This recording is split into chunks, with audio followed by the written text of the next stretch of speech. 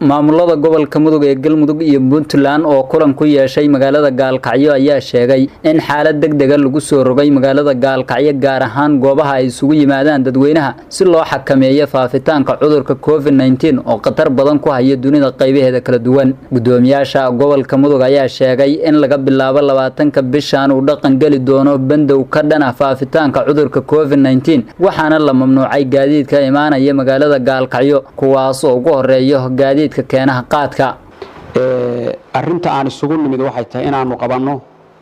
kulan wareed ku saabsan ka hortagga iyo diyaar garowga xarunka corona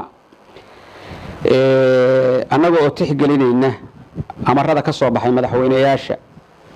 oo Said Abdullaahi Danina oo bil ka hor 15 casho ka hor ku dhawaaqay waxa lagu dhawaaqay 29 bishii hore madaxweynaha Galmudugna uu dhawaan ku dhawaaqay shalay ku dhawaaqay waxaanu isla qaadanay oo halkaan rabnaa shacabka si wada jira inaan ugu sheegno in aan u diyaar garownayno ka hortagga xanuunka COVID-19 lalaha ilaahay naga badbaadshay oo shacabka isku si aan ugu adeegno bandowgu waa bandow qaadku waa joojin safarku waa joojin kulamadu waa joojin aroosyadu waa joojin shirarku waa joojin xilliga bandowga meel furan ma leh amarkaas in la wada qaato shacabka gobolka Mudug ay wada qaataan baan u soo jeedinaynaa waa u dhanahay Cabdiraxmaan waa hadlayaa oo wakiilka dhinaciisa oo guddiga heer gobol ee ka hortagga corona gudoomiye u ah anuguna guddiga heer gobol ee ka hortagga corona dhinaca Puntland baan gudoomiye u ah labadayada gudoomiye labada guduna madaxda u ahi waxaanu isla gaarnay si wada jira inaanu kulankan ugu baaqno dadweynaha Soomaaliyeed ee ku nool gobolka Mudug iyo wixii u soo safri lahaaba in safarkeena mamnuuc yahay cidina u soo safri karin kadib ujeedada aan kulan wareedkan u qabanay oo aan saaka ugu yimid gudoomiyaha waxa weeye cudurkan halista ah ee caalamka dhan halakeeyay ee Soomaaliya laga helay dhinaca Muqdisho